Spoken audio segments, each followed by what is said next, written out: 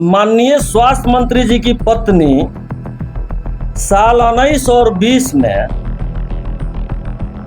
उनके अकाउंट में 2 करोड़ 12 लाख रुपया आया। मुझे ये समझ में नहीं आता है कि ये माननीय मंत्री जी लोग जो होते हैं उनका रुपया दिन दूना रात चौगुना कैसे बढ़ गया। कंबल ओढ़कर घी पी रहे थे कि कोई देखे नहीं, वो सबका चाल चरित्र और चेहरा सामने लाया। कुमार मौर्य, ठीक है, पहला नाम था। दूसरा इनका नाम था राकेश कुमार, और आज क्या नाम है हमारे डिप्टी सीएम साहब का? चौधरी। आप ही लोग बताइए। आपने प्रेस कॉन्फ्रेंस किया है, क्या उद्देश्य है? जी, सबसे पहले आप सभी को धन्यवाद, और आप सभी के चैनल के माध्यम से हम 111 विधानसभा के जितने भी देवतुल्य जनता हैं उनको ये बताना चाह रहे हैं कि हमारे जो जन सुराज के सूत्रधार बड़े भाई प्रशांत किशोर जी हैं, और जो पार्टी के उपाध्यक्ष श्री वाईबी गिरी जी हैं, वो लोग 3-4 दिन पहले पटना में पत्रकारों के समक्ष अपनी बातों को रखे हैं।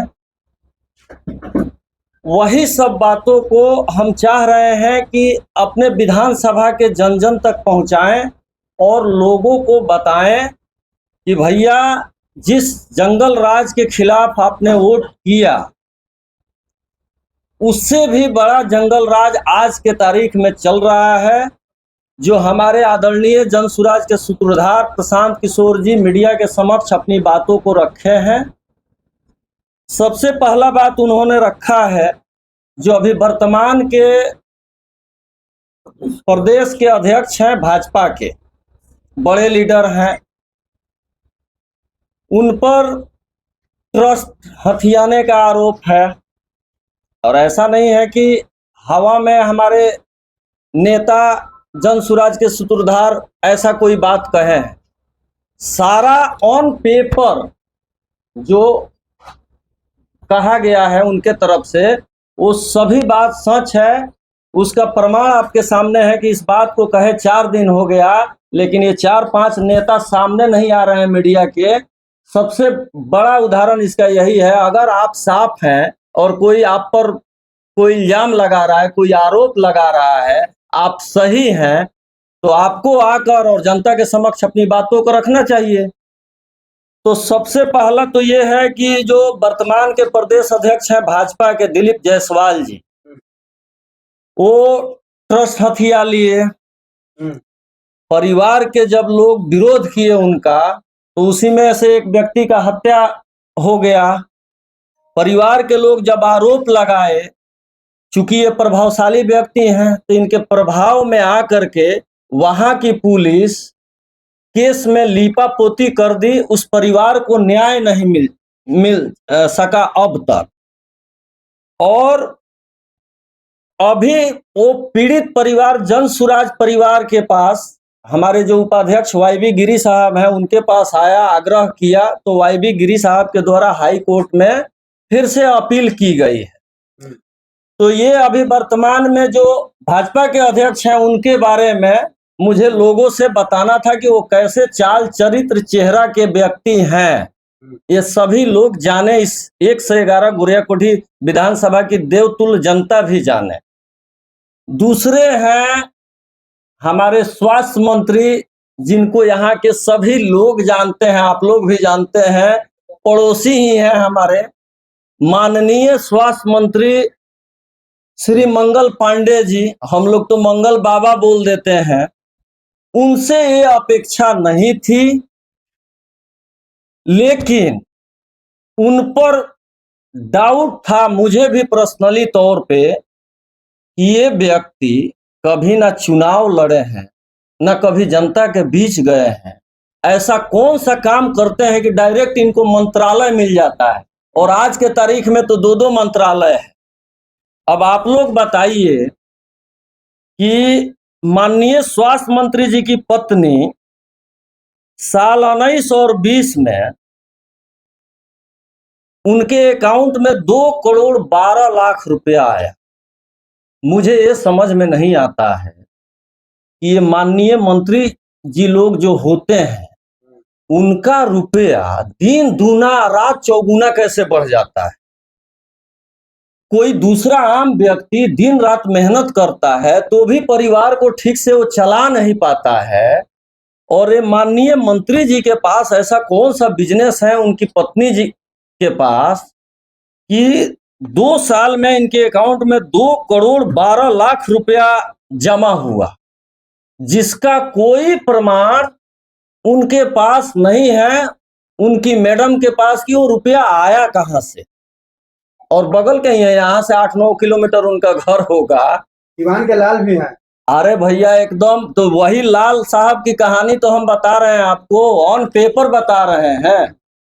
और जिस प्रखंड के धरती पर आप खड़े हैं, एक प्रभारी के भरोसे हॉस्पिटल चल रहा है, 11 पंचायत की जनता, कागज में 5 डॉक्टर हैं, लेकिन ऑफ कैमरा लोग कहते हैं कि 4 डॉक्टर मंगल बाबा के यहाँ काम करते हैं। हम तो अपने सदन में भी इस बात को रखे थे, लेकिन कोई सुनवाई नहीं हुई, चूंकि वो मंत्री हैं और बड़े व्यक्ति हैं। मंगल पांडे साहब जो है स्वास्थ्य मंत्री, वो तो 25 लाख रुपया जो कर्ज लिए थे जायसवाल साहब से, तो उसको तो बता दिए कि 25 लाख रुपया कर्ज के तौर पे लिए थे। उनके पिता। हाँ, तो कर्ज के तौर पे लिए थे तो डायरेक्ट अपने अकाउंट में लेना चाहिए था, अपने अकाउंट से देना चाहिए था। तो वो कर्ज के तौर पर भी मंगाए तो अपने पिताजी के अकाउंट पे, और अपने पिताजी के अकाउंट से फिर अपनी पत्नी के अकाउंट में। तो इससे साफ साफ लोग भी ये समझ रहे हैं कि उनका चाल चरित्र और चेहरा क्या है। हम यहीं के स्वास्थ्य व्यवस्था से अंदाजा पूरे बिहार के स्वास्थ्य व्यवस्था का लगा रहे हैं। हम लोग तो गांव में घूमने वाले व्यक्ति हैं, लोग जब अपनी पीड़ा बताते हैं कि भैया हम गए थे सदर में, इंजेक्शन नहीं मिला, ये दवाई नहीं मिला, तो ये सुनकर बहुत दुख होता है कि ऐसे व्यक्ति स्वास्थ्य मंत्री हमारे घर से 10 किलोमीटर बगल के हैं, इसी जिले से हैं, और इस जिले में भी इतनी खराब व्यवस्था है तो पूरे बिहार की क्या व्यवस्था होगी, इससे अंदाजा लगाया जा सकता है। लेकिन यहाँ के जो भाजपा विधायक है वो कहते हैं कि हमारे स्वास्थ्य पर प्राथमिक स्वास्थ्य केंद्र पर 264 दवाएं उपलब्ध हैं, और आप कह रहे हैं कि यहाँ पर सुई नहीं मिल रहा। आप सभी से आग्रह है कि आप, बगल में बसंतपुर प्रखंड है और लकड़ी नबीगंज है, आप लोग सभी पत्रकार बंधु वहां जाइए, और ऑन कैमरा मुझे लगता है कोई डॉक्टर भी अभी नहीं मिलेगा, मेरा जो अनुमान है। इसलिए कि पिछले ही संडे को मैं 5 घंटे हॉस्पिटल में बैठा रहा, एक लड़के को पैर में चोट लग गया, इलाज कराने के लिए डॉक्टर 10 मिनट में आ रहे हैं, 10 मिनट में आ रहे हैं, 5 घंटा हो गया। फिर मुझे सिविल सर्जन महोदय को फोन करना पड़ा, तब जाकर डॉक्टर आया। ये किसी से छुपा नहीं है, आप लोग भी इसी विधानसभा से आते हैं। 264 गो क्या, 164 गो, चाहे 64 गो जाके गिन लीजिएगा कहाँ फ्री मिलता है। तीसरे, जो बिहार के उप राजा बनकर बैठे हैं, माननीय उप मुख्यमंत्री सम्राट चौधरी जी, भैया इनका नाम, ये तो अच्छा हुआ इस बिहार के लोगों के लिए कि लोग पहले महागठबंधन को ही कोसते थे, लेकिन हम सबके बीच में, बिहार के लोगों के बीच में प्रशांत किशोर जी आए, और ये जो लोग कंबल ओढ़कर घी पी रहे थे कि कोई देखे नहीं, वो सबका चाल चरित्र और चेहरा सामने ला दिए। हमारे उप मुख्यमंत्री महोदय ऐसे हैं, नाम बदलने में इतने माहिर हैं कि आपका हमारा थोड़ा सा टाइटल गलत हो जाए, हर्षई या दीर्घई थोड़ा सा गलती हो जाए, तो उसको सही कराने में चप्पल घिस जाता है। और हमारे उप मुख्यमंत्री महोदय 3-3 बार अपना नाम ही बदलवा चुके हैं। पहले इनका नाम, जब ये स्कूल में पढ़ते थे तो इनका नाम था सम्राट कुमार मौर्य, ठीक है, पहला नाम था। दूसरा इनका नाम था राकेश कुमार, और आज क्या नाम है हमारे डिप्टी सीएम साहब का? चौधरी। आप ही लोग बताइए। ऐसे ऐसे लोगों को हम लोग चुनकर सदन में भेजे हैं कि सच में प्रशांत किशोर जी एक आरोप भी लगा रहे हैं कि हत्या का आरोप है। बिल्कुल उसी सब आरोप के वजह से तो 3-3 बार ये अपना महोदय नाम बदलवा दिए हैं और ये बिहार के उप राजा बनकर बैठे हैं और जो मुख्य राजा हैं उनकी यादाश्ती कमजोर है, उनकी मानसिक स्थिति ही सही नहीं है। भैया प्रशांत किशोर जी ही एक ऐसे बिहार के नेता हैं जो सच सामने ला रहे हैं। कुछ दिन पहले की ही बात है, आज शायद महीना दिन पहले की बात है, एक पत्रकार बंधु ने सवाल कर दिया माननीय स्वास्थ्य मंत्री से सिवान में कि क्या व्यवस्था है आप लोगों की, आज भी रोज हत्या और लूट और अपहरण जैसी घटना हो रही है। तो स्वास्थ्य मंत्री महोदय 90 का दौर याद दिलाने लगे। अरे भैया 90 का खराब था तभी तो आपको चुना गया, आपकी जिम्मेदारी बनती है। आप लोग 90 का दौर दिखा दिखा के कब तक जनता का शोषण करते रहेंगे, ये मेरा सवाल है। जब 90 से 2005 का शासन सही नहीं था तभी तो बिहार की जनता ने आपको बनाया सीएम। 20 बरस से कौन मुख्यमंत्री है? और सवाल किया जाता है तो ये लोग करते हैं जय श्री राम और 90 का दौर याद दिलाते हैं। मतलब देखिए इनकी मेंटेलिटी, लोगों को आस्था के साथ जोड़ देते हैं। जवाब नहीं है तो जय श्री राम बोल दो। अरे भैया जय श्री राम जी की एक अलग बात है और सवाल एक अलग बात है, आप आस्था से क्यों जोड़ रहे हैं? लेकिन अब तो कुछ बचने का रास्ता है नहीं, तो धार्मिक नारा दे दीजिए और बच जाइए। सवाल मेरा ये है कि आपने जितने लोगों पर एलिगेशन लगाया, जी जी, यहाँ अगर जन स्वराज पार्टी आती है, मुख्यमंत्री अगर अभी सुन लिया जाए महोदय। कुछ दिन पहले ही माननीय मंत्री अशोक चौधरी जी आए थे इसी गुड़िया कोठी के धरती पे, इसी विधानसभा में। उनकी पुत्री भी आई थी। उनकी पुत्री भी आई थी जो सांसद है शांभवी चौधरी जी। तो ये जो अशोक चौधरी साहब हैं ये सर्वदलीय नेता हैं। इनके जितने भी परिवार, रिलेटिव, हितई नाता हम लोग ग्रामीण स्तर पे बोलते हैं, जितने हितई के लोग हैं सब लोग सेटल हैं, सब लोग सेटल हैं। कोई चिराग पासवान जी की पार्टी में है, स्वयं जेडीयू में है, कोई राजद में है, मतलब पूरा परिवार रिश्तेदार, कहीं से कोई मंत्री है, कोई सांसद है। और इनकी जो लड़की है, इनकी जो लड़की है वो एक ट्रस्ट के माध्यम से 200 करोड़ रुपए की जमीन खरीदी है, जबकि अभी सांसद बने इनको कुछ ही दिन हुआ है। जुमा 4 दिन। हाँ, ये आश्चर्य की बात है कि इनके पास अगर 100 रुपया रहता है तो ये 6 महीना में 1 लाख हो जाता है, और आम आदमी के पास वो 100 रुपया रहता है तो 6 महीना में 120 करने में उसका कितना पसीना बहता है। ये नीति हमें आज तक समझ में नहीं आई कि जो बड़े नेता हैं उनका पैसा दिन दूना और रात चौगुना कैसे बढ़ जाता है। और